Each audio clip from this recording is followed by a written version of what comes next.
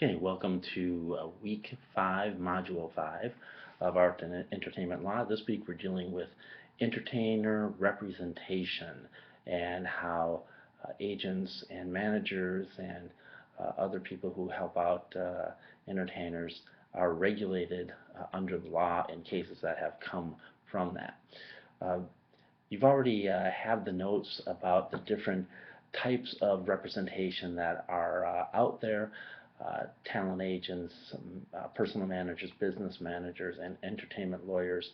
A really important distinction that you see from the cases is that talent agents are the ones who go out and get jobs for the entertainers, or to use the language in the cases, they go out and procure employment. And that's a really big distinction between talent agents and personal managers who provide more of the day-to-day assistance and help guide the entertainer through their career in terms of deciding which offers to accept. But the agents are the one that actually go out and solicit the entertainer and actually go and get offers of employment. And the cases and the laws focus on that distinction. There are two main laws that have been passed by the states of New York and California, not surprisingly, the two hubs of entertainment industry in our country. The New York law makes the distinction, again, with agents being those who procure employment for entertainers, and they have to be licensed by the state. So those representatives that go out and actually get jobs for their clients, they must apply for a license. Managers, personal managers, do not have to be licensed if their procurement of employment or getting jobs for their client is, quote, incidental or just a minimal part of what they do. If most of what they do is personal management and not going out and getting jobs, then they don't have to be licensed as an agent. If a client has a problem with their agent under New York law, they go to the Commissioner of Labor. Hearing is held. There may be fines. The agent may be suspended or have their license revoked. Okay, I want to spend more time on the California law, the California Talent Agencies Act, which also regulates agents and managers. A big difference between the California law and the New York law is that there's no exception for managers performing minimal or quote-unquote incidental agent work. So a manager who did a little bit of going out and getting jobs for their client wouldn't have to apply for a license. In California, that's not the case. If a manager does even a little bit of procurement of employment, goes out and gets a few jobs for their client, they still have to be licensed as an agent. A big exception and a big difference with the California law is the exception that's granted for procuring recording contracts in the music industry. So for those clients who are recording artists, if all you're doing is going out and making record deals for your client, you don't have to be a licensed agent, which is interesting because that seems a lot like going out and getting a film deal for an actor, but they do make that exception. A license is required, however, if the representative is going out and getting appearances and booking concerts. Then they have to be licensed as a talent agent. Talent agents also can offer career guidance and development for their clients, just like a personal manager can. And also, personal managers can work with a talent agency in terms of negotiating contracts to get employment for their client, but they can't do it themselves, or else they have to be licensed in California. If they're doing it in conjunction with an already existing talent agency, then that's okay. In California, the law is enforced by the Labor Commission. Usually, the Labor Commission will not allow an agent to charge more than 20 to 25% of the entertainer's income as their commission. and disputes are decided by the Labor Commission. If there's a problem with the Commissioner's decision, then the losing party can go to the court. Okay, let's turn to the cases, and I want to focus on the California cases, first is the Buchwald case.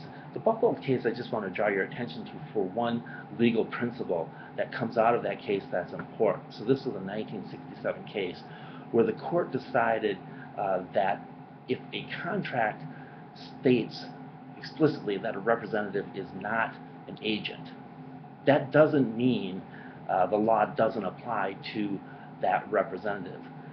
So for example, if a person is doing agent work for an entertainer and their contract says, I'm not the agent, that doesn't matter. If they're doing agent work, then they're an agent. Okay, so that Buchwald case stands for that proposition, and so that's what I want you to take away from that case. I want to spend a little more time on the Wax versus Curie case, the 1993 case. That's on page 792 of your textbook. And this is the Arsenio Hall case. So here Arsenio and X Management enters into a contract for X Management to become Arsenio Hall's manager. And that contract, just like in the Buchwald case, expressly stated that X Management was not the agent of Arsenio Hall. But as we know from the Buchwald case, that doesn't matter. It matters what type of work are they doing. So X Management gets Arsenio all of these contracts for films, television shows, hosting gigs, all of these jobs, and end up charging him in commissions $2.62 million. So they get him a lot of work, and Arsenio pays them a lot of money, even though the contract says they're not an agent. They're clearly doing agent work for Arsenio Hall. Well, Hall eventually doesn't like the relationship with X Management, so he terminates the contract in 1990 and files a complaint with the Labor Commission, arguing that the entire contract should be voided because X Management was not a licensed agent as required by the California Talent Agencies Act. And that's true. They're not licensed, and they are doing a lot of work as an agent in getting Arsenio all these jobs, but he's been kind of going along with it for several years. But now when he's trying to get out of the contract, he raises this as a way to get out of it. The commissioner ruled that X Management went out and got these jobs for Hall, and so therefore they were agents, and they needed to pay back $2.12 million in commissions as a way to deter X Management from doing something illegal, basically being an agent when they weren't licensed to do so. So they had to pay back $2.12 million. So X Management's not happy with that. They sue. It goes to court. X Management argues that the California Talent Agencies Act is unconstitutional, and it bases that argument on the exemption for recording contracts, that that should not be allowed in terms of who has to be licensed and who doesn't. And the court disagrees with X Management and agrees with the Labor Commissioner, basically ruling in favor of Arsenio Hall. And they find the recording contract exception to be okay, that those representatives who are getting recording contracts for music artists don't have to be licensed as agents by the state of California, even though they're clearly doing agent work. And then they went through sort of what is the rationale for that exemption.